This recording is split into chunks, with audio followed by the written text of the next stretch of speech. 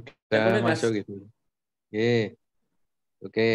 Assalamualaikum warahmatullahi wabarakatuh. Salam. Selamat sore Dr. Waisul dan teman-teman semua.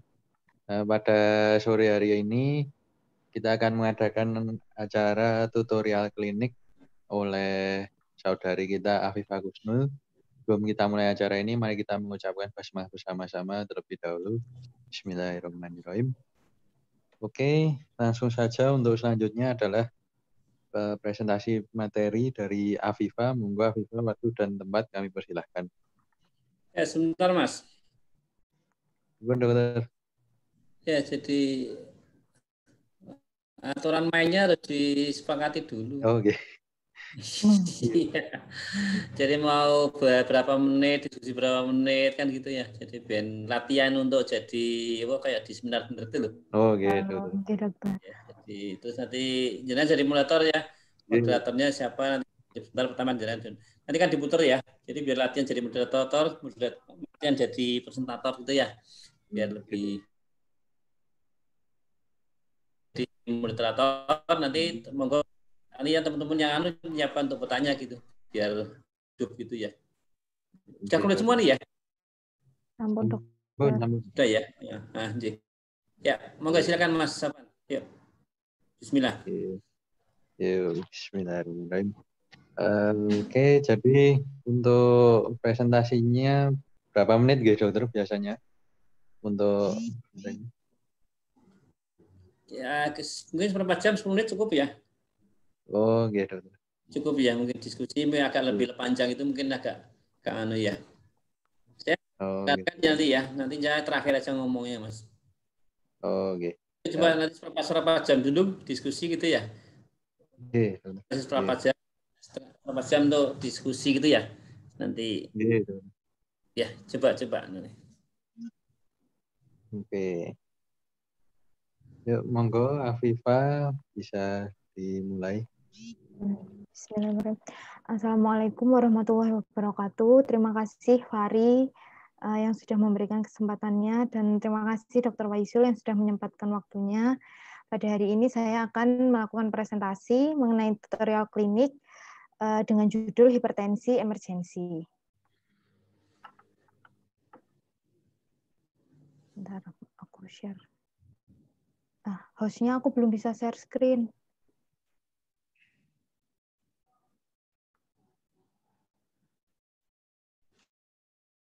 Host. Sebentar.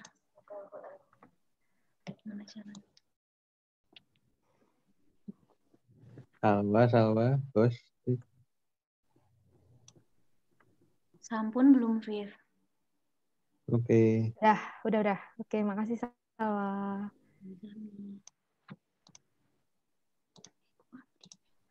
Oke, bismillahirrahmanirrahim.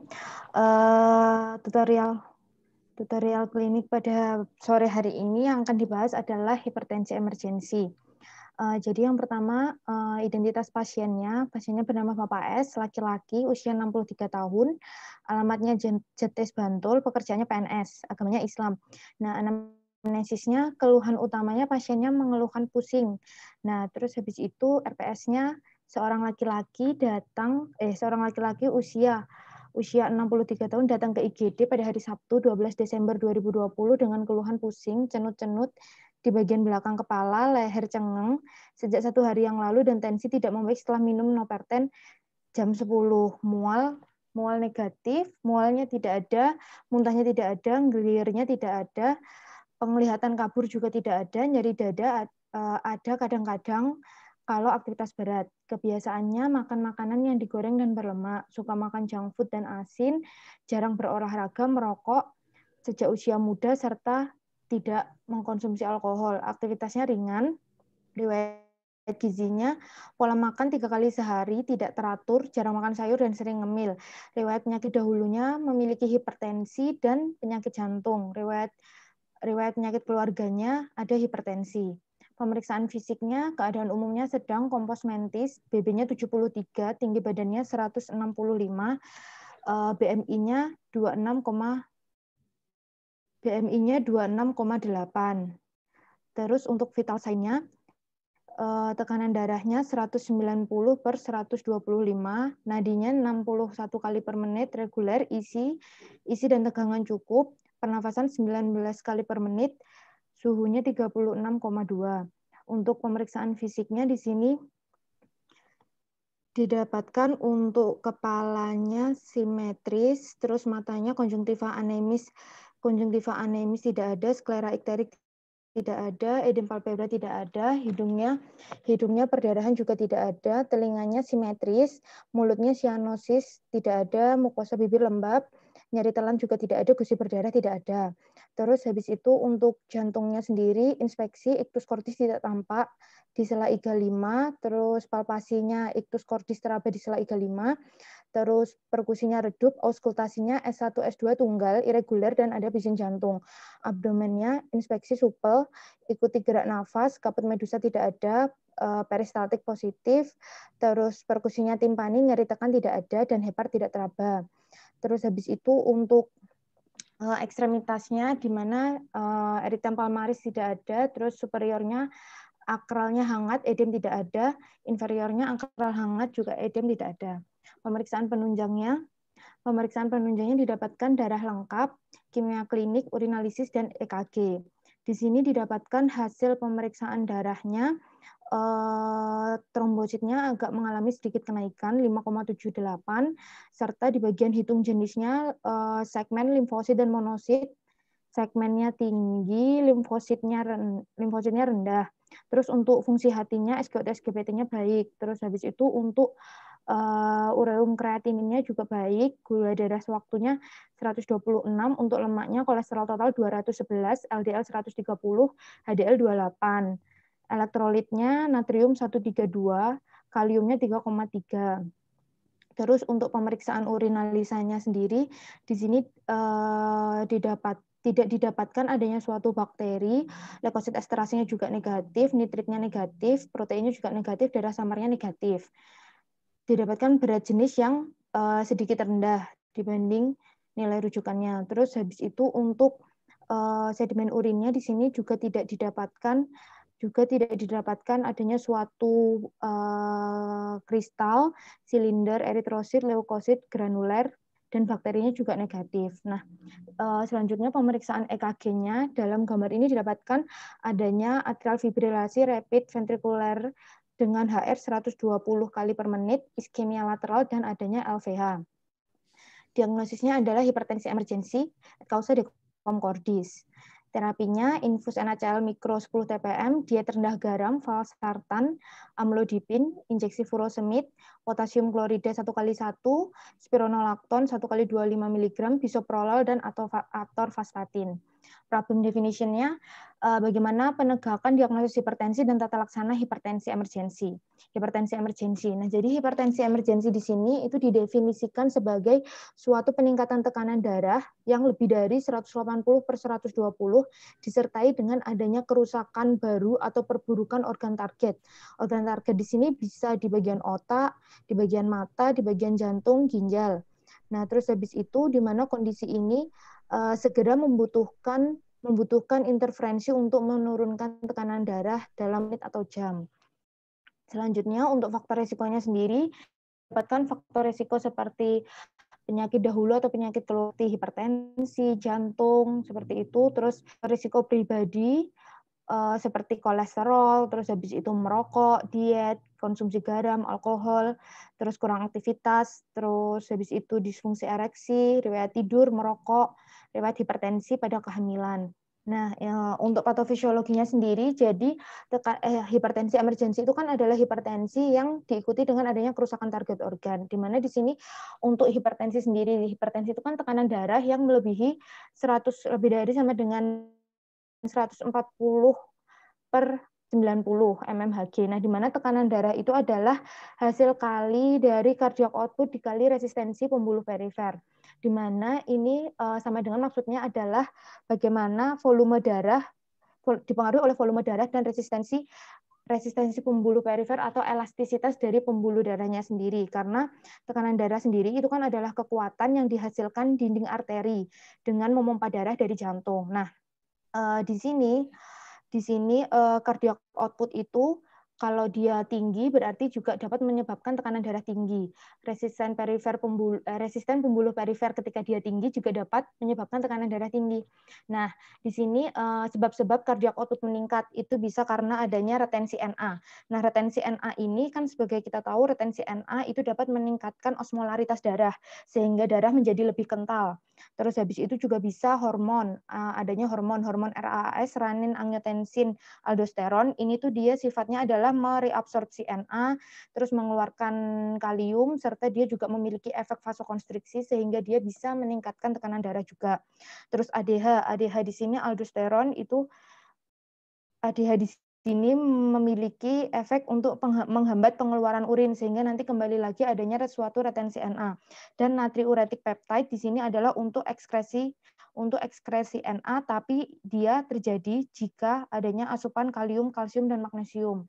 Nah, untuk resistensi pembuluh perifer ketika dia meningkat itu tuh bisa disebabkan oleh apa aja. Jadi yang pertama adanya aterosklerosis atau penebalan pada dinding pembuluh darah. Terus hormon-hormon seperti katekolamin, tiroid, dan kortisol ini juga bisa menyebabkan resistensi pembuluh perifer itu meningkat. Terus seseorang yang obesitas. Nah, seperti yang kita tahu, ketika obesitas itu memiliki simpanan lemak yang lebih banyak. Sehingga simpanan lemak ini juga cenderung memiliki agen-agen proinflamasi yang menyebabkan kalau sitokinnya nanti menumpuk lama-lama akan menyebabkan vasokonstriksi pembuluh darah. Nah, jadi pembuluh darah di sini memiliki peran yang besar, antara lain itu adalah disebut dengan autoregulasi. Nah, autoregulasi itu adalah kemampuan pembuluh darah untuk berdilatasi ataupun berkonstriksi sebagai respon perubahan tekanan arterial sehingga perfusi organ itu normal dapat dipertahankan. Nah, individu yang normotensi itu dia itu vaskular arterialnya itu mempertahankan aliran darah jantung dengan rentang tekanan nadi atau MAP berkisar 70 sampai 150 mmHg dengan diasosiasikan tekanan darah sistolnya itu 90 sampai 180 mmHg.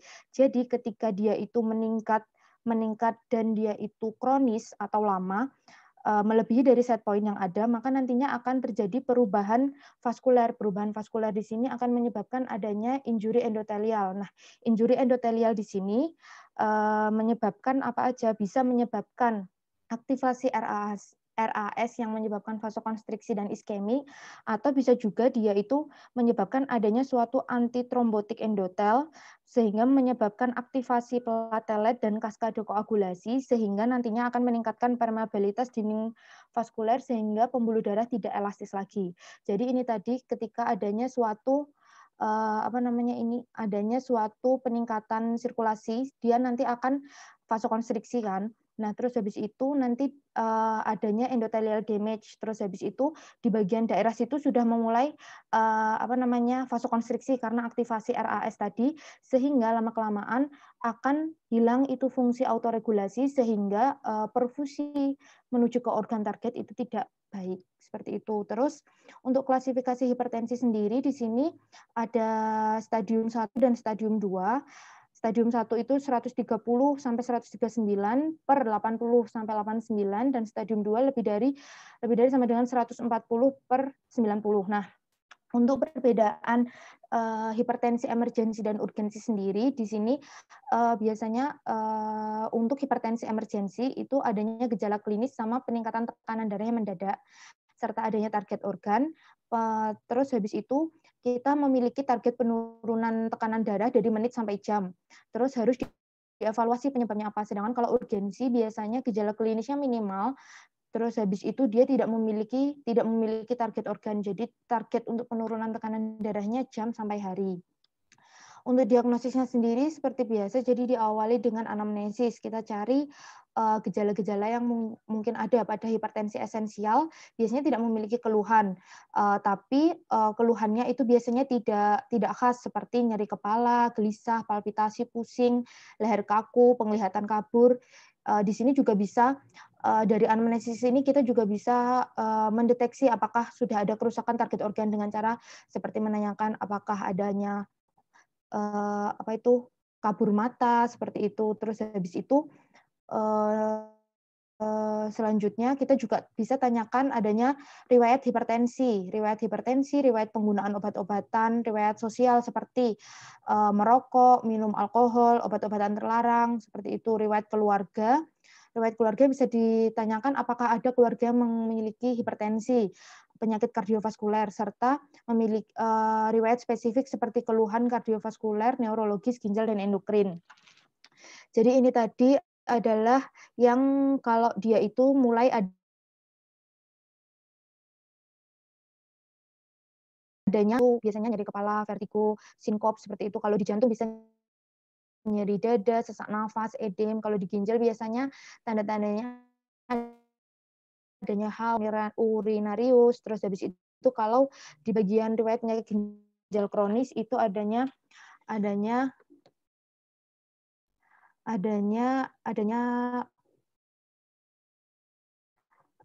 riwayat penyakit ginjal polikistik. Selanjutnya pemeriksaan fisik. Pemeriksaan fisik di sini itu disesuaikan dengan kecurigaan target organ. Kecurigaan target organ berdasarkan anamnesis yang didapatkan tadi. Terus kita juga diharuskan untuk mengukur tekanan darah dengan posisi yang benar, ukuran cuff yang benar, seperti itu. Terus habis itu palpasi denyut nadi, pemeriksaan fisik juga dilakukan pada organ target yang dicurigai tadi. Terus habis itu selanjutnya ini yang bisa dilihat di pemeriksaan fisiknya itu adalah kita harus lihat kan kemungkinan tinggi dan berat badan, indeks massa tubuh, lingkar pinggang, ini kan kemungkinan pada faktor resikonya. Terus untuk tanda adanya hipertensi, mediated organ damage, itu bisa adanya pemeriksaan neurologis, funduskopi, auskultasi, terus palpasi arteri perifer, perbandingan tekanan darah. Terus untuk hipertensi sekunder juga bisa didapatkan adanya seperti palpasi ginjal untuk meraba adanya penyakit pada ginjal polikistik, auskultasi jantung dan arteri renalis untuk murmur, terus perbandingan pulsasi radial femoral seperti itu, tanda penyakit tiroid. Untuk pemeriksaan lab yang diperiksa itu adalah pemeriksaan awal, darah lengkap, ureum, kreatinin, gula darah, elektrolit, terus habis itu pemeriksaan pada kecurigaan hipertensi sekunder bisa aktivitas renin plasma, aldosteron, katekolamin. Terus habis itu untuk pemeriksaan penunjang bisa juga EKG, foto polos torak, terus pemeriksaan menunjang indikasi ada USG, CT scan, MRI seperti itu. Terus ini yang tadi pemeriksaan umum untuk hipertensi emergensi, funduskopi, EKG, hitung trombosit, kreatinin, rasio albumin kreatinin seperti itu dipertimbangkan jika kemungkinan hamil pada perempuan. Kalau untuk yang spesifik berdasarkan indikasi bisa kita cek enzim jantung, troponin, CKMB seperti itu, fototoraks, EKG, CT angiografi, CT atau MRI dan USG. Nah, untuk diagnosisnya sendiri, jadi diagnosis hipertensi itu tuh tidak bisa langsung dengan sekali dia tekanan darahnya tinggi langsung disebut dengan hipertensi. Jadi harus dengan beberapa kali pemeriksaan, di mana di sini pada kunjungan hipertensi pertama itu dia diukur tekanan darahnya. Kemungkinan jika dia adanya suatu hipertensi. Terus nanti dia pada kunjungan kedua dalam 1 bulan, kalau tekanan darahnya itu masih tinggi dan adanya suatu kerusakan target organ, dia baru bisa didiagnosis lagi. Tapi kalau tadi tidak lebih dari 10 dan tidak lebih dari 140 juga, berarti dia harus datang lagi kunjungan ketiga. Ketika dia kunjungan ketiga lebih dari 160/100 itu baru didiagnosis hipertensi. Kalau dia kurang dari 160/100, dia boleh menggunakan ABPM atau ambulatory blood pressure monitoring, atau dia harus berkunjung lagi kunjungan ke-4 sampai ke-5. Tapi kalau dia tadi memiliki ABPM atau HBPM bisa dideteksi dengan ketika dia tekanan darah bangunnya lebih dari sama dengan 135/85 dengan per 24 jam itu baru bisa didiagnosis hipertensi, atau menggunakan HBPM jika dia itu sama 135/85. Untuk tata laksananya sendiri, Untuk tata laksananya sendiri, prinsip umum hipertensi emergensi adalah terapi antihipertensi parenteral yang mulai diberikan segera saat diagnosis ditegakkan di UGD sebelum keseluruhan pemeriksaan lab diperoleh. Karena penurunan tekanan darah secara gradual itu bertujuan untuk mengembalikan autoregulasi organ sehingga perfusi organ yang normal dapat dipertahankan. Nah, ini jadi ketika seseorang datang dengan tekanan darah lebih dari 180/120 dan dia itu adanya suatu kerusakan target organ atau perburukan target organ, kita bisa lihat di sini apakah dia itu ada kondisi seperti aorta diseksi, terus preeklamsi atau pheochromocytoma krisis. Kalau dia ada itu dikurang penurunan tekanan darahnya itu langsung kurang dari targetnya, kurang dari 140/120. Tapi kalau dia tidak ada, itu penurunan tekanan darahnya itu dengan maksimal 25% dari MAP seperti itu. Terus ini obat-obatan yang parenteral yang ada di Indonesia seperti nicardipin, terus nitrogliserin, klonidin, diltiazem. Terus habis itu ini algoritmanya. Jadi ketika tekanan darahnya itu lebih dari 140/90, dewasa lebih dari 18 tahun. Nah, ketika dia tidak memiliki komplikasi, maka dilakukan perubahan gaya hidup dulu. Perubahan gaya hidup ini dilakukan 3-6 bulan. Ketika dia nanti 3-6 bulan itu datang dan masih tinggi, berarti kita boleh mulai untuk adanya suatu terapi farmakologi, di mana terapi farmakologi kalau dia masih derajat 1 itu boleh tanpa komplikasi dan masih usianya kurang dari 60 itu masih menggunakan monoterapi. Tapi ketika dia sudah stage 1 dan usianya ini bisa dilihat usianya kurang dari 60, kita gunakan ACE inhibitor atau ARB. Nah, kalau dia nanti sudah butuh obat yang lebih, baru kita tambahkan CCB atau tiazid seperti itu. Nah, kalau nanti dia itu hipertensinya itu menetap, maka kita boleh gunakan CCB ditambah tiazid ditambah ACE inhibitor. Bahkan jika perlu kita juga bisa gunakan spironolactone seperti itu. Kalau untuk stage 2 semua pasien langsung kita mulai dengan dua jenis obat, CCB atau tiazid atau CCB atau tiazid ditambah dengan ACE inhibitor atau ARB.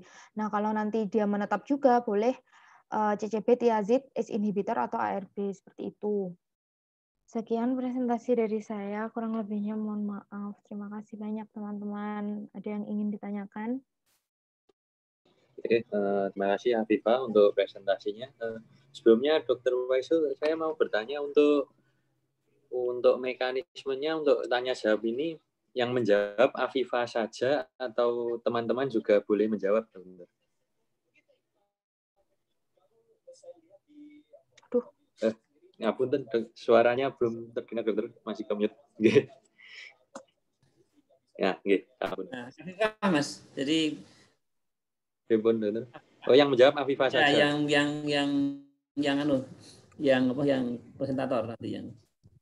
Oh, gitu. Nanti kalau misalnya nanti mentok, nanti terakhir nanti diskusikan lagi. Biar belajar untuk mempertahankan latihan untuk mandiri. Yep. Oke, teman-teman, monggo yang mau bertanya bisa menyalakan mikrofonnya. Waktu dan tempat yang misalkan, monggo teman-teman.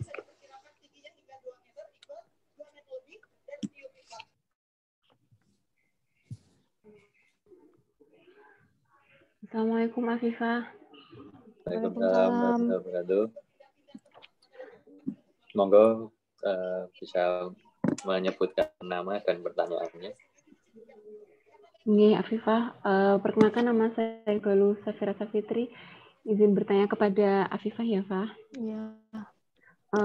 Kalau kita nih misalnya besok sebagai seorang dokter nih, besok di puskesmas gitu, terus kita menemukan pasien dengan hipertensi ini. Nah, kita tuh bisa intervensi apa aja ya ke pola hidup pasien itu terkait pengendalian hipertensinya. Jadi kita bisa lakukan intervensi apa yang bisa kita edukasikan ke pasien kayak gitu, Pak.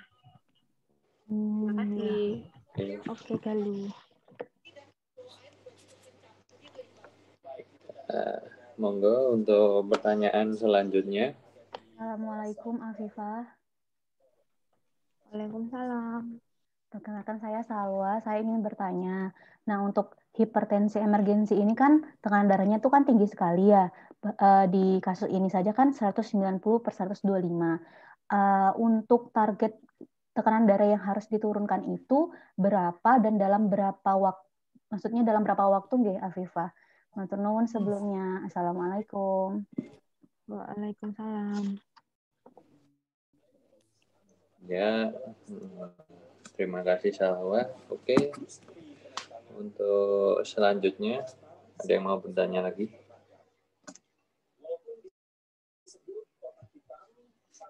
Monggo teman-teman.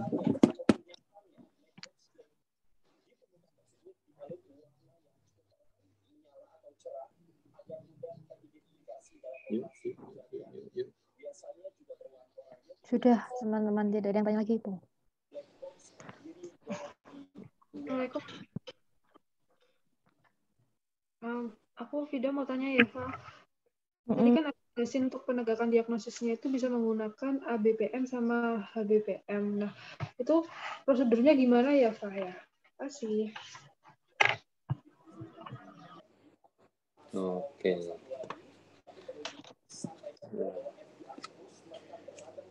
Ya, nyuwun sewu Dokter Waisul.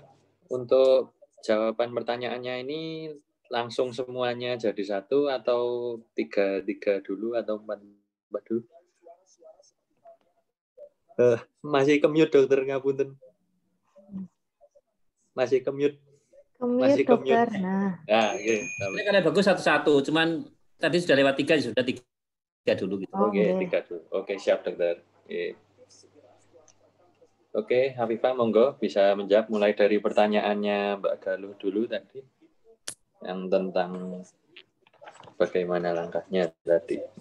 Yang pertama tuh kan interferensi pola hidup ya, karena tadi kan seperti yang dijelaskan di stage awal, terus habis itu dia juga belum ada komplikasi yang lebih, jadi tuh seorang itu jangan langsung di terapi farmakologi. Nah, jadi intervensinya juga di perubahan pola hidup. Nah, perubahan pola hidup di sini yang dimaksud itu adalah yang pertama merupakan pembatasan konsumsi garam. Nah, untuk rekomendasi garam itu dia sekitar 1 sendok teh garam dapur itu dalam 1 hari, karena kita tahu kan ya kalau garam itu kan banyak Na. Nah, kalau kita mengkonsumsi banyak Na itu kan apalagi itu jika dia memiliki faktor resiko yang lain, maka menyebabkan retensi Na, di mana nanti akan menyebabkan peningkatan osmolaritas darah dan darahnya itu menjadi kental seperti itu. Terus yang kedua bisa di perubahan pola makannya. Perubahan pola makan di sini itu karena tadi juga berpengaruh dari elastisitas pembuluh darah itu kan berpengaruh. Nah, ketika dinding pembuluh darahnya itu memiliki banyak plak ataupun sumbatan dari seperti lemak, itu nanti dia elastisitasnya berkurang, sehingga perubahan pola makannya itu bisa seperti membatasi daging merah, asam lemak jenuh, dan makan yang seimbang seperti yang isi piringku seperti itu, yang sekitar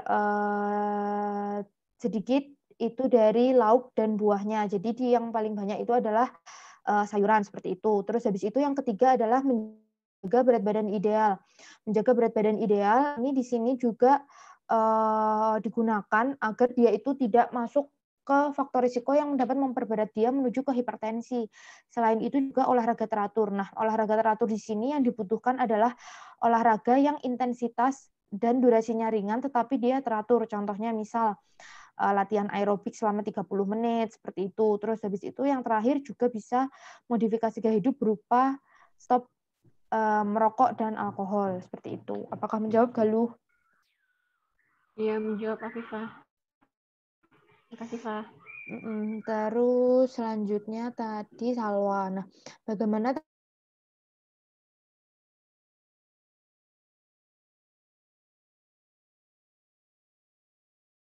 hipertensi emergensi itu penurunan tekanan darah itu maksimal 25% dari MAP dalam maksimal 1 jam, karena itu merupakan batas aman untuk mengatasi adanya kerusakan organ target yang berlanjut.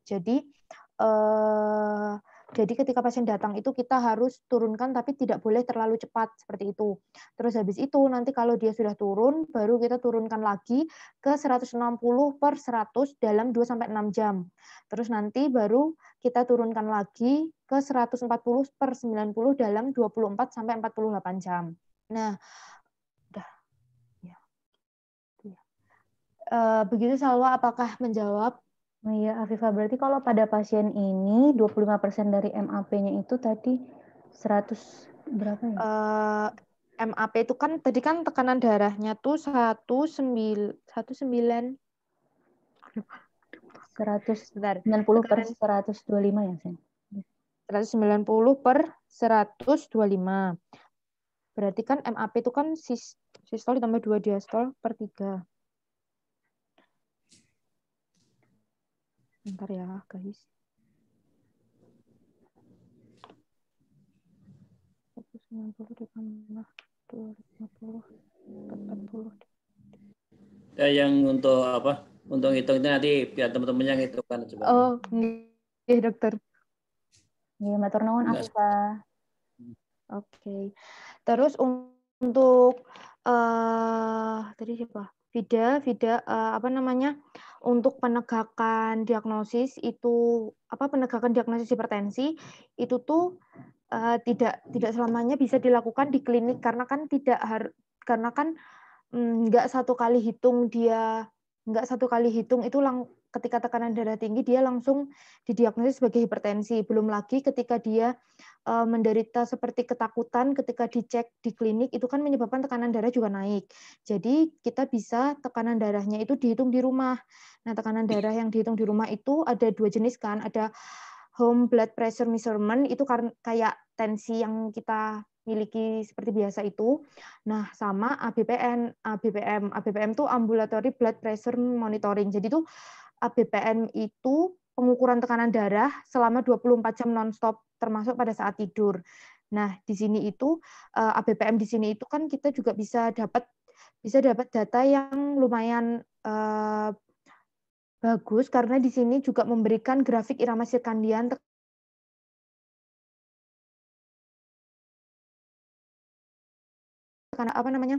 dipasang selama 24 jam seperti itu.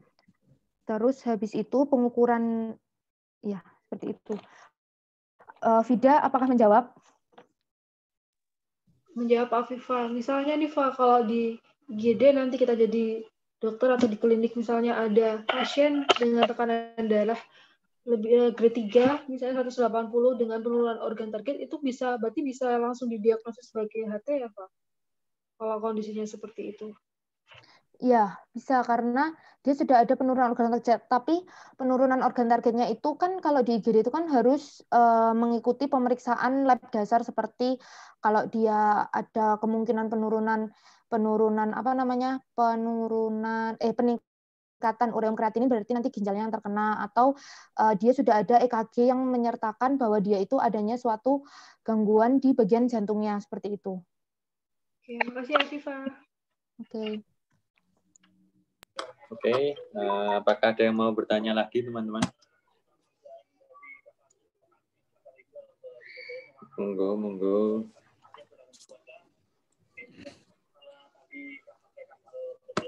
Hipertensi ini kasusnya cukup banyak, Dek. Jadi silakan. Assalamualaikum, Afifah. Ya, Syif. Ya, Saya Syifa, izin bertanya ya, Fah.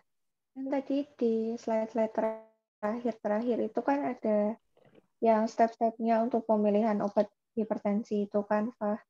Nah, kalau itu penggantian obatnya itu indikasinya apa ya, Fah? Makasih. Oh ya.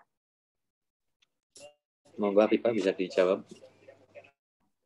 Untuk indikasi hipertensi ganti obat itu yang pertama kan jelas ketika kita memulai untuk memberikan terapi farmakologi itu kan kita harus tahu kontraindikasinya. Nah, tapi tidak menutup kemungkinan kalau kontraindikasi sudah sudah dipertimbangkan, sudah dijauhi, tapi tetap efek di satu individu dan individu lain itu kan berbeda. Jadi kemungkinan jika obat yang kita berikan itu memiliki efek samping kepada pasien, itu bisa dihentikan. Sama yang kedua, jika obatnya itu tidak respon. Jadi ketika obat tidak respon, ketika dia sudah dikasih obat tekanan darah tinggi kan, hipertensi, kok dia dalam evaluasi bulan selanjutnya kok tekanan darahnya masih, dan berdasarkan kepatuhannya pasien itu mengatakan kalau pasien sangat patuh dalam minum obat, berarti obatnya ini tidak respon, bisa kita tambahkan obat lain atau bisa kita ganti, seperti itu.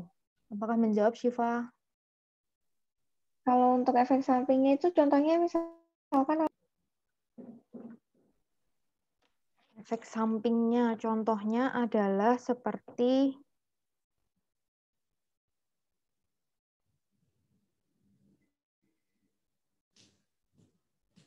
apa ya, guys? Semisal nih adanya suatu pasien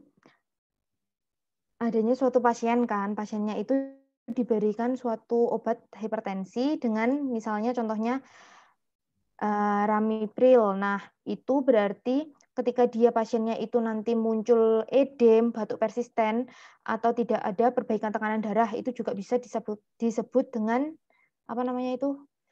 efek samping. Jadi adanya edem ataupun batuk persisten seperti itu. Apakah menjawab, Syifa? Jawab, Pak. Makasih ya.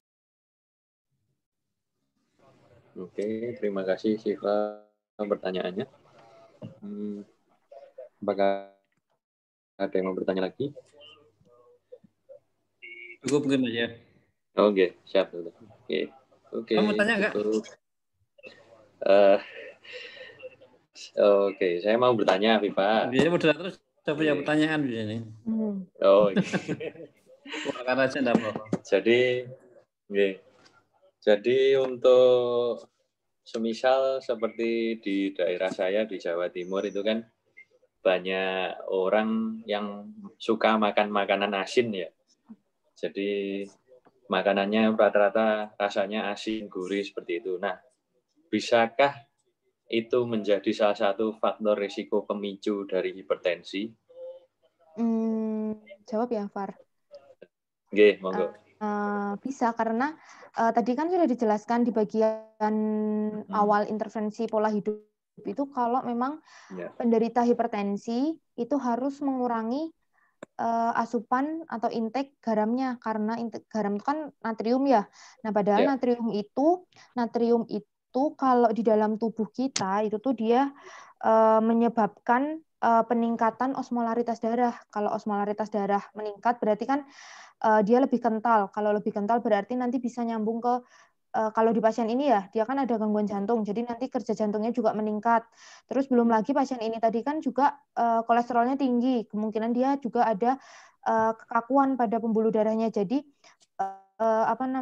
proses elastisitas pembuluh darahnya nggak bagus, terus darahnya kental, jadi bisa malah memperparah hipertensi itu sendiri. Seperti itu, Fahri, apa jawab?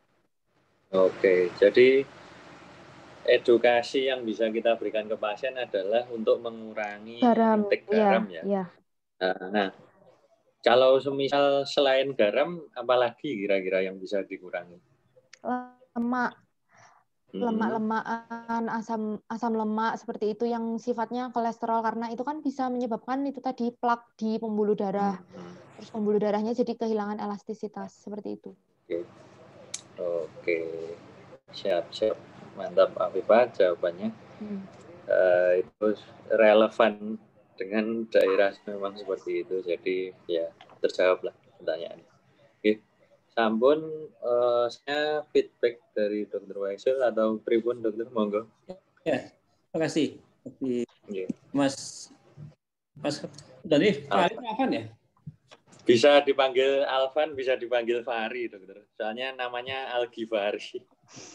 Iya. Biasa pakai Fahri di sini ya. Oke, kalau teman-teman biasanya Fahri terus manggilnya. Terima kasih Mas Fahri. Sama Mbak Afifah, jadi kita kasih applause. Jadi untuk yang namanya pionir itu mesti jadi perlu diangkat apa dikasih jempol 5 ya, karena tidak mudah menjadi pionir karena mesti udah mundur-mundur sih.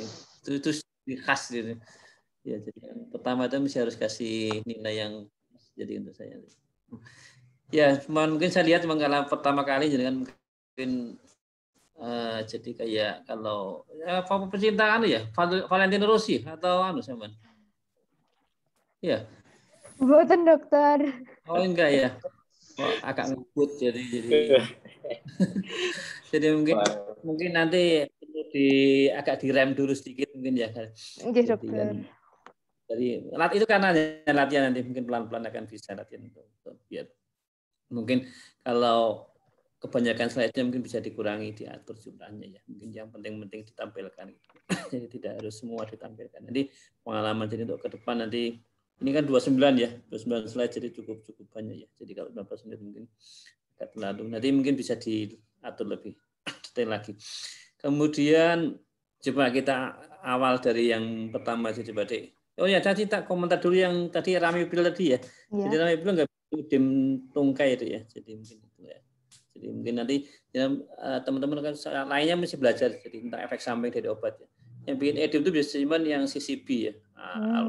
Pipin atau apa ya, tapi kalau disebut efek sampingnya ke arah yang batuk ya, karena dia menekan untuk S1 ya. Jadi itu yang tadi yang. Kemudian coba dibuka tentang analisis dulu deh.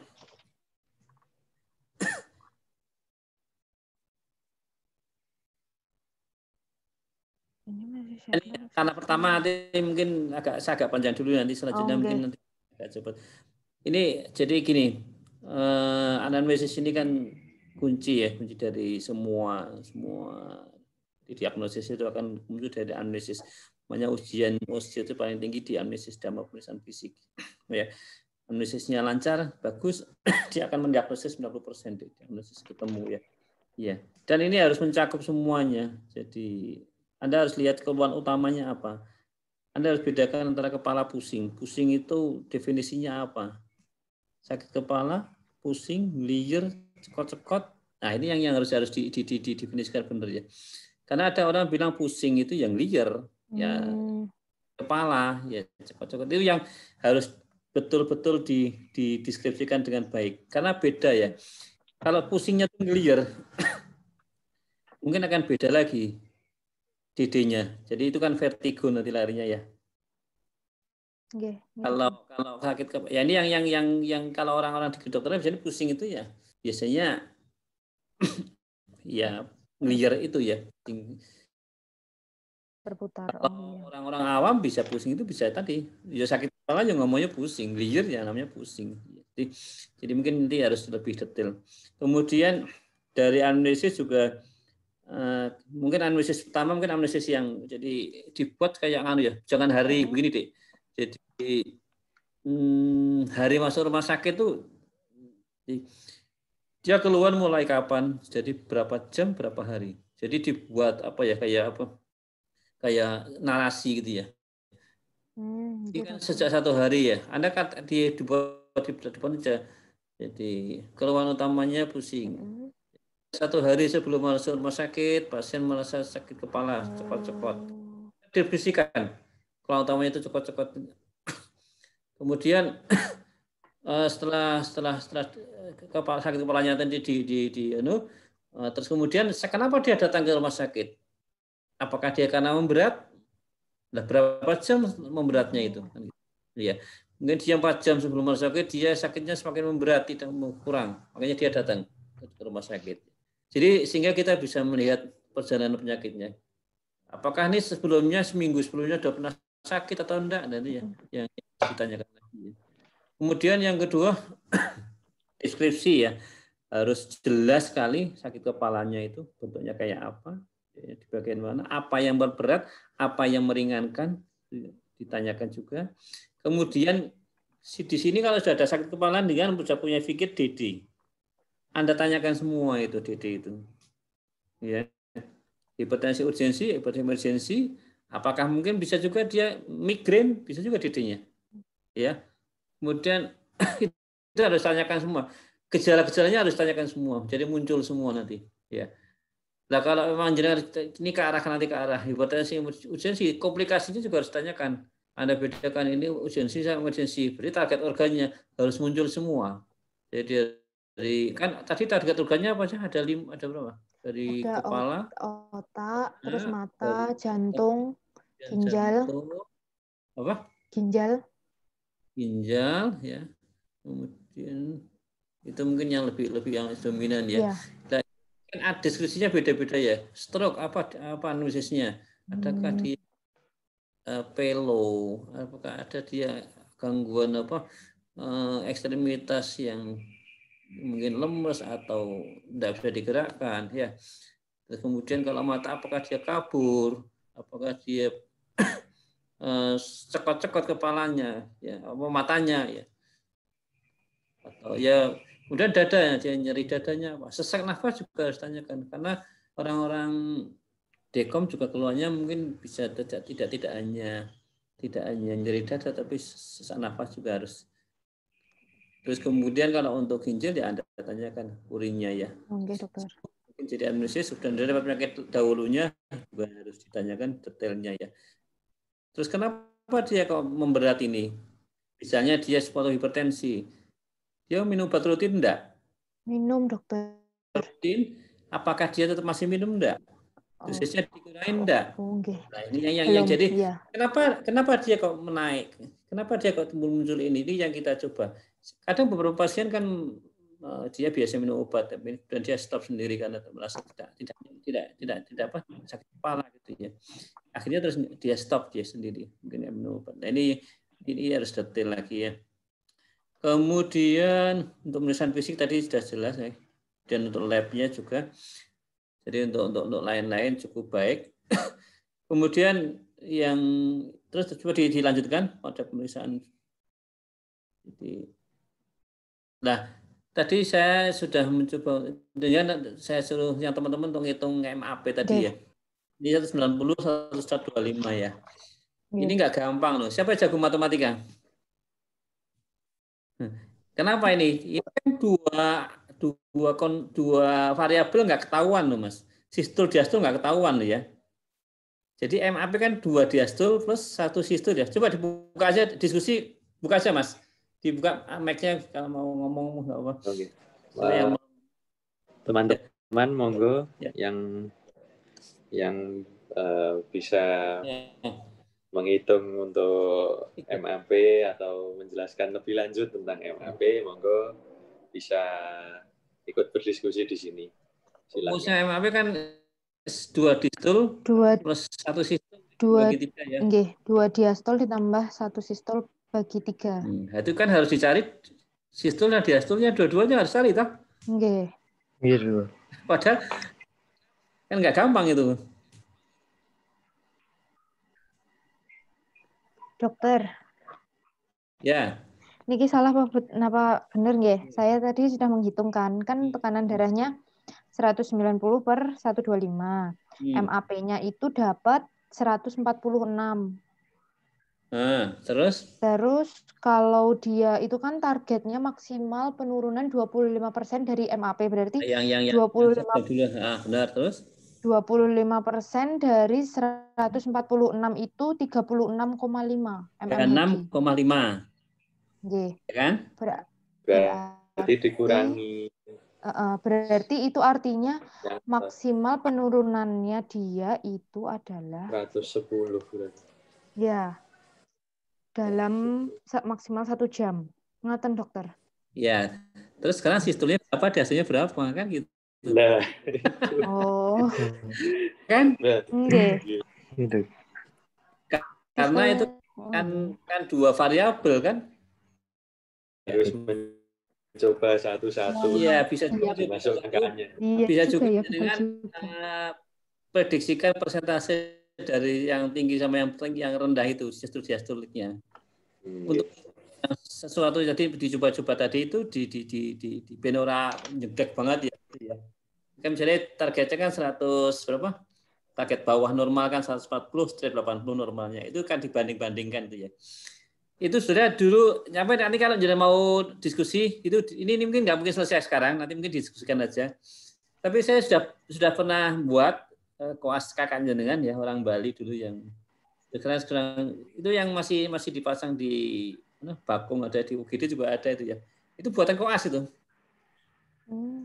Angkatan berapa tuh ya, Mas siapa ya? Orang Bali, itu orang Bali. Jadi orangnya bukan muslim ya. Tapi pinter anaknya ya, Mas. Jadi dia. Maksud saya kalau misalnya susah itu pakai itu sudah lumayan dekat pendekat. Ya. Cuma nanti ya kalau mau mencoba-coba karena kalau di UGD jenengan ngitung gini stres dong. Oh yang tabel. Iya jelas stres. Iya. Nanti apalagi tuh ya perawat itu udah stres banget. Jadi pokoknya harus kalau yang hal-hal yang penting-penting gitu Anda tulis ya. Makanya saya ngomong sama teman jenengan ya. Kalau bisa hal-hal yang penting Anda tulis. Jadi termasuk target-target gini ya tulis aja.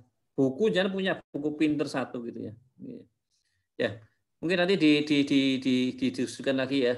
Kemudian lanjut, kemudian yang target organnya ya. Tadi yang harus dibicarakan, jadi satu mata itu harus, karena ini yang bedakan antara turun 1 jam atau dalam 6 jam itu kan sudah 1 jam tuh ya, 4 dari beberapa jam ya, mungkin bisa sampai 4 jam ya.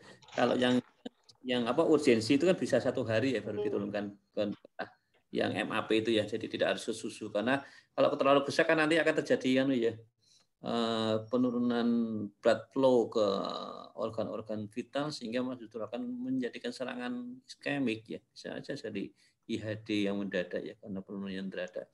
Jadi tensi 200 diturunkan jadi 140, jadi iskemik nanti organnya. Termasuk organ juga iskemik ya, di otak iskemik bisa saja terjadi, malah bisa terjadi transient ischemic attack ya, stroke awal itu bisa juga terjadi.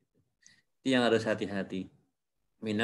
Harus ditensi sesering mungkin, dari setengah jam sampai jam harus sering ditensi. Ya. Ya untuk mata target organnya harus dilihat ya. Jadi ada apa di sana, Dik?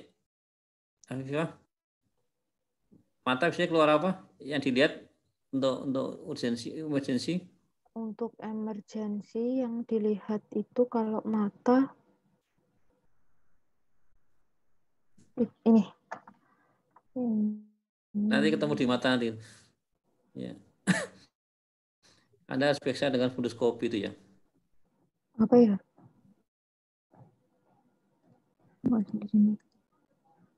Jadi tidak bisa hanya dilihat dari mata seperti tapi harus Anda pakai retinopati, dokter. Retinopati itu kan kronis, Mas. Ada edem ya biasanya nanti di sana. Oh. Nanti dia belajar ya di mata ya. Nanti kalau bisa kalau mau bagus periksain fundoskopi ya. Fundoskopi kan periksa kan gampang ya, hanya ngincang aja itu. Cuman telaten aja enggak ya. Kemudian yang kedua turun lagi ke bawah stroke ya. Jadi stroke. Jadi Anda harus tanyakan apakah pelo ya. Yang jelas ada paresis atau enggak ya. Dan jantung ada iriat apa? Nyeri dada, dari kakinya sama nyeri dada EKG nggih. Ya. Itu pun juga harus dilihat juga. EKG sebelumnya sama langsung sebelumnya, Dik. Kardiomegali udem pulmoner sudah lama. Ya enggak jadi emergency lagi kita gitu. Ya enggak? Iya. Lama pun juga enggak bisa dikatakan target organ ya. Target organ itu ya karena dia naik saat ini jadi gangguan. Jadi terkena, terkena. Seperti gagal ginjal yang kronis juga nggak bisa dikatakan untuk target organ. Harus yang akut. Ya, ada problem. Ya kreatin naik mendadak. Kalau kreatinnya sebelumnya sudah naik terus dan itu sekarang naik ya biasa saja, berarti bukan target organ. Ya. Jadi itu kemudian pilihan obat tadi yang jadi diskusi ya, jadi ganti obat. Yang paling penting setiap obat jenengan harus tahu betul efek sampingnya. Kalau jenengan mau telaten, setiap obat itu Anda tulis efek sampingnya apa ya. Sehingga kalau ngasih ke pasien itu lebih pas ya. Ya kalau jenengan bisa hafal ya lebih bagus ya. Bukan manusia kadang otaknya ya kadang nggone lali, apalagi kalau udah kemulungsung lali kabeh kadang. Iya. Makanya saya kadang sering saya bukan gitu cepatnya. Kemudian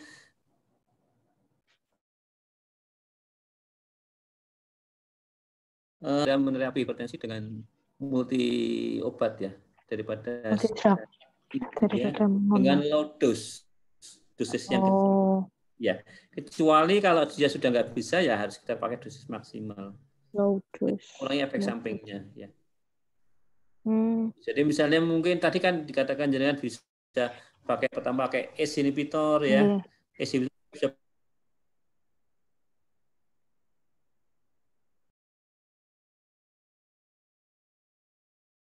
kalau ARB dipakai ARB sama sama persis ya isinya ya.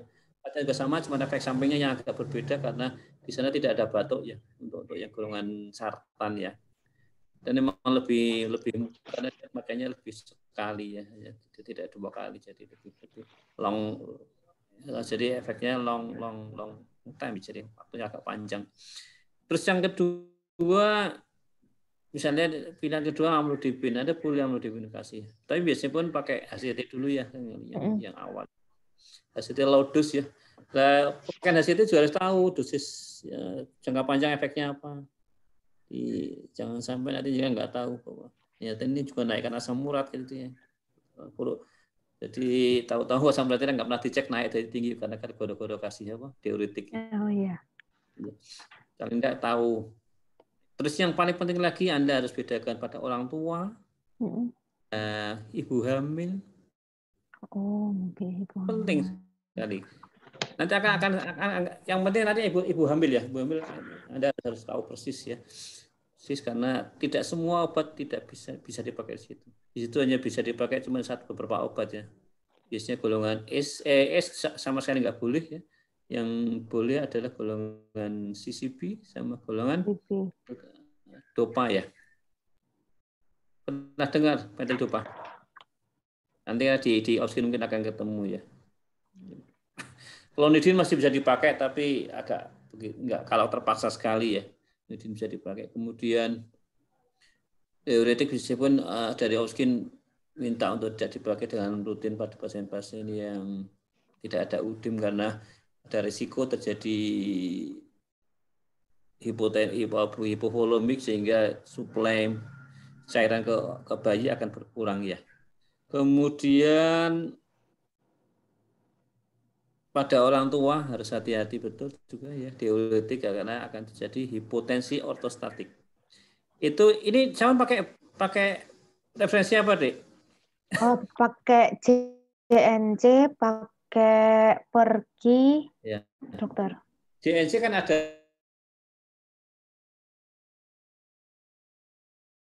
yang itu ya, mana itu ya? Jadi pada anu sudah pada pasien jantung pilihannya apa kan itu lebih tinggal ngapalkan aja. Ya. Terus satu hal yang paling penting lagi untuk waktu paruh ya, Anda harus tahu persis. Jangan sampai nanti jadi nggak tahu waktu paruh. Saya sering dapat pasien di Captopril diberikan 1 kali di puskesmas. Padahal Captopril half time-nya berapa? Maksimum paling tidak tahu ya. 8 jam maksimum kan biasanya. Makanya harus 2-3 kali. Ya, jadi habis dalam 24 jam sudah nggak ada lagi. 2-3 kali. Iya, 2-3 kali minimal 2 kali. 2-3 kali. Nanti dikasih pagi itu nanti sore sudah hilang malah tinggi lagi nanti. Justru itu yang tidak baik. Ya. Terus satu hal yang untuk tensi yang penting sebenarnya bukan menurunkan atau tingginya tapi kadang stabilitas dari tensi deh ya. Stabilitas. Tensi yang stabil jadi naik walaupun agak tinggi dia stabil lebih baik daripada yang naik turun ya. Karena setiap naik setiap turun akan ganggu regulasi di otak ya, atau organ-organ lain ya.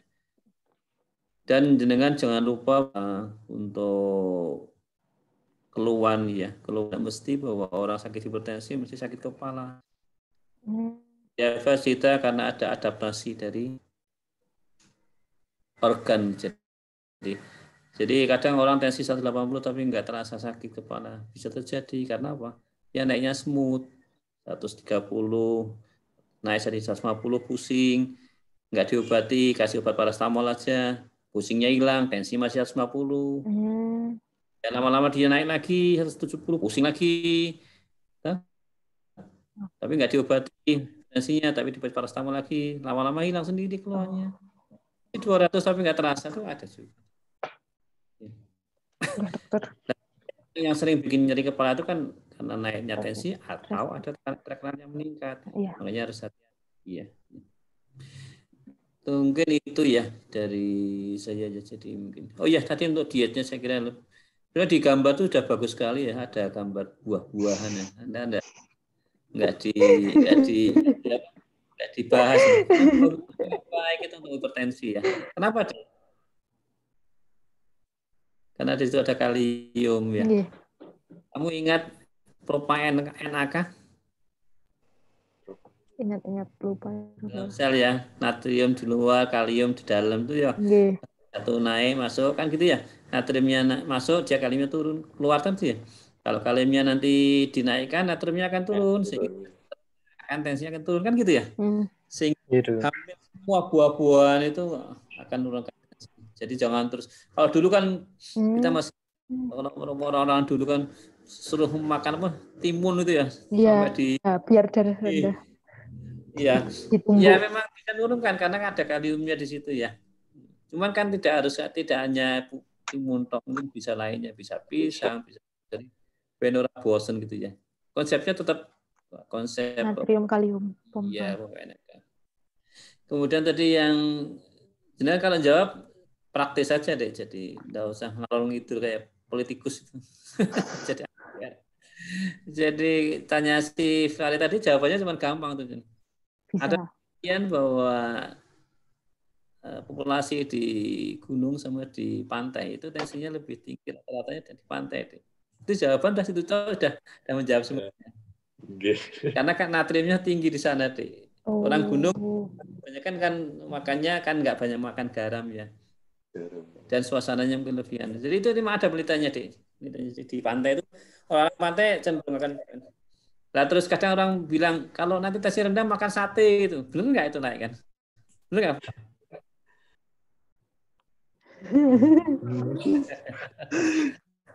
Kalau lihat patogen sendiri benar nggak? Sate enggak. Ayo coba ini siapapun boleh jawab. Ya habis makan sate terus pusing tensi naik ya, benar nggak ya? Yang lain mau silakan. Mungkin karena lemaknya, dokter. Lemak apa cerita nih? Lemak.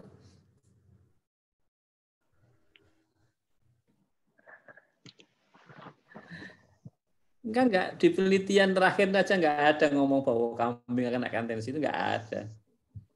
Itu ada penelitiannya itu. Ada teman saya yang meliti ya, jadi dia kasih sate dengan bumbu garam sama satu bumbu non garam gitu ya. Jadi yang naik ya yang pakai garam, nggak naik. Kan kalau kolesterol kan mesti prosesnya lama deh, nggak saat itu tuh. Kan dia melalui proses apa? Melalui proses untuk pengkakuan sklerotik dulu tuh. Tadi kan itu aja. Kan nggak mungkin waktu itu kan tahun tuh. Iya. Jadi faktornya cuma dua itu yang jadi tensi pada saat itu naik. Satu malah paling penting malah justru stresnya itu. Aduh saya makan kambing sih naik tenan stres. Karena yang salah satu faktor untuk naikkan tensi kan stres ada ya Pak ya? Iya dokter. Ya kan stres itu ya. Jadi udah makan itu udah mikir, tensi naik ya naik tenan. Kalau kolesterol naik memang iya.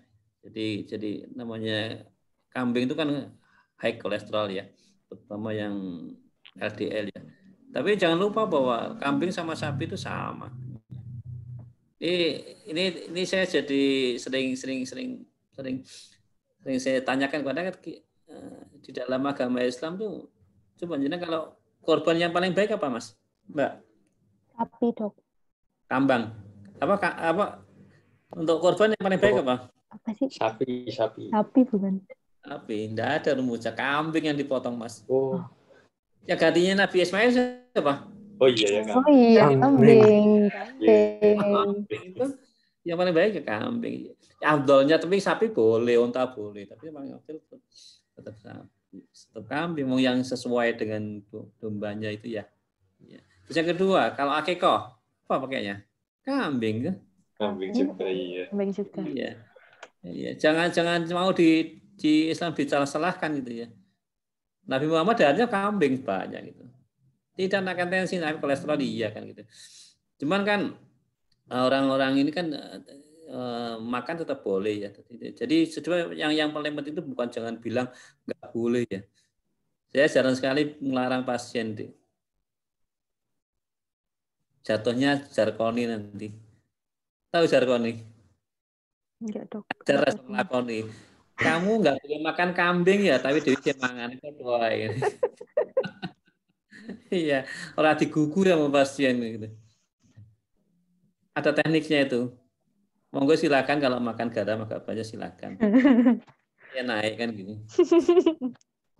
Makan kambing boleh Pak, monggo silakan enggak apa-apa. Insya Allah nanti kan gitu. Ya setelah minum obat. Oh, iya kan mereka biar berpikir sendiri kan gitu. Jadi itu ya, jadi mungkin biar jenengan mulai terbuka. Sambil berpikir mungkin ada penelitian yang lain tentang Islam, monggo silakan. Termasuk tadi ini ya kambing itu tadi ya, banyak yang. Jangan sampai nanti yang jelas pokoknya kalau yang namanya yang dicausi Nabi Muhammad mesti baik lah gitu.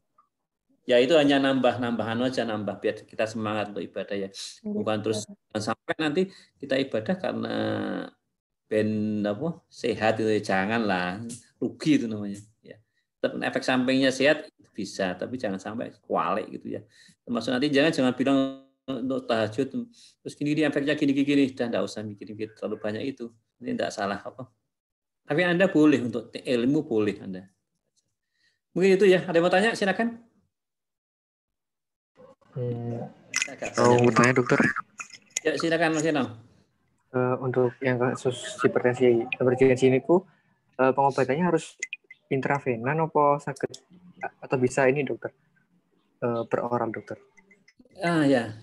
Kalau jawaban Afifah tadi tetap kalau yang emergensi intravena ya Pak ya. Iya dokter. Jadi awalnya yang penting. Coba dibuka yang ini, bukaannya Mas, Mbak, yang untuk treatment untuk emergensinya. Treatment tata laksana. Ini dok. Ya. Yang boleh ya yang di tadi betul tadi. Betul di chat flowchart ya. Kalau yang untuk yang non yang urgensi ya, yang tanpa target organ Anda boleh pakai oral. Ya, Pak ya? Iya dokter. Anda bisa pakai pilihan yang ya memang pilihannya sebetulnya lebih ke yang short acting ya dia. Jangan pakai yang long acting. Yang long acting mungkin agak lama ya. Kalau Anda akan turunkan. Jadi obat makanya Anda harus hafal betul untuk obat-obat yang half time tadi ya. Jadi waktu Anda bisa pakai nifedipin ya yang bukan adalah deh. Adalah itu nifedipin juga, tapi dia yang slow release ya. Efeknya kan dia pelan-pelan ya. Amlodipin dia CCB juga, tapi dia efeknya yang agak panjang toh. Nah, yang agak panjang, yang pendek Anda bisa pakai nifedipin ya. Cuma harus hati-hati nifedipin pasien-pasien yang punya gangguan dekompensasi kordis, hati-hati ya. Gagal jantung ya. Ganggu dari awal di kontraksi dari otot jantung ya. Anda bisa pakai kaptopil kalau yang urgensi. Kaptopil boleh yang dosis 50 mungkin maksimum ya bisa pakai Anda. Asal tidak ada gangguan dari ginjal. Tadi harus hati-hati pakai ACE inhibitor. Kenapa Pak? Karena dia hemat kalium. Iya, risiko hiperkalemi. Iya, hiperkalemi harus hati-hati. Jadi harus hati-hati kalau misalnya nanti di UGD jenengan kok lihat itu, kalau ada kaptopil lihat dulu dia ada riwayat cek ada enggak gitu ya. Kalau ada Anda boleh, kalau ada jangan pakai itu. Anda bisa pakai yang lain. Itu mungkin Mas Ena ya? Iya dokter. Betul dokter. Di sini bisa pakai nikardipin ya Dek, yang banyak ya. Nikardipin ya. Coba tadi ada kok di flowchart di apa? Setelah ini flowchart ini. Flowchart nomor dok. Ini sudah habis. Ada nikardipin nih, bukan? Yang mana? Ini Ki. Nikardipin ya dosisnya ya. Ini bisa pakai ini ya, ini kan masuk ya. Dulu ada juga yang WHO mengeluarkan hair brusher ya, diltiazem ya. Diltiazem ini hair brusher deh ya. Bukan yang CD tapi ya, hair brusher yang drip ada deh ya. Tapi mahal ya. Ya. Clonidine juga boleh Anda pakai ya, tapi jadi ini pilihan-pilihan yang banyak di Indonesia ya. Biasanya yang pilihan utama sebenarnya natrium triofusit tapi nggak ada di Indonesia ya. Yang ini yang ada di Indonesia nih kalau salah. Ya, benar ya. Jadi iya. Itu mungkin Mas Yana ini Anda kalau lupa Anda buka aja diketik foto Anda buka dimasukkan ke buku jenengan jadi untuk buku-buku penting gitu ya. Jadi buku pinter gitu ya. Enggak usah merasa sosok lali ya. Buka masuk ke ruang jaga, buka buku enggak apa-apa. Saya sering gitu juga praktek lupa yang masuk ke buka buku. Jadi kalau misalnya dosis pakai misalnya ya dosis obat malaria lama nggak saya lupa juga ini. Buka juga enggak apa-apa. Oh. Iya. Tapi kalau paling tidak kalau kita sudah tahu gone itu lebih enak lagi, cepat ya. Ya itu mungkin Mas Ina ya. Ada lagi? Iya, dokter. Matursun dokter. Ya. Sama dokter. Okay. Ada lagi Mas Fari yang mau tanya? Ya, monggo teman-teman, ada yang mau bertanya ke Dr. Waisu? Saya kira kalau nggak ada ya cukup ya Mas ya. Cukup lama ini ya. Harusnya setengah jam cukup. Iya. Ini karena gini deh, kadang kita kita kan nggak ada tentir khusus ya. Kadang dengan sini kita sambil tentir itu deh. Maju kasus sambil tentir itu ya. Nanti di Dr. Agus ini juga kalau bisa minta begitu Anda tanya-tanya nggak apa-apa. Penting juga di situ. Karena kalau kita menyediakan waktu untuk tentir, kadang jenengan nggak siap. Tentir ini nggak siap, kadang nggak masuk juga ilmunya. Pada gelas diisi itu ya orang-orang lubu-lubu bocor aja kalau. Tapi kalau misalnya jenengan sudah tahu sedikit-sedikit kasusnya ini kan paling tidak sudah ngendap gitu ya. Mungkin itu ya Mas ya. Oke, dokter. Oke. Demikian acara presentasi pada hari ini. Kurang lebihnya saya selaku moderator mohon maaf ada kekurangan dan terima kasih. Assalamualaikum warahmatullahi wabarakatuh. Maaf ya kalau ada salah-salah kurang. Dokter. Ya, sama-sama. Assalamualaikum ya. Iya dokter. Iya. Waalaikumsalam.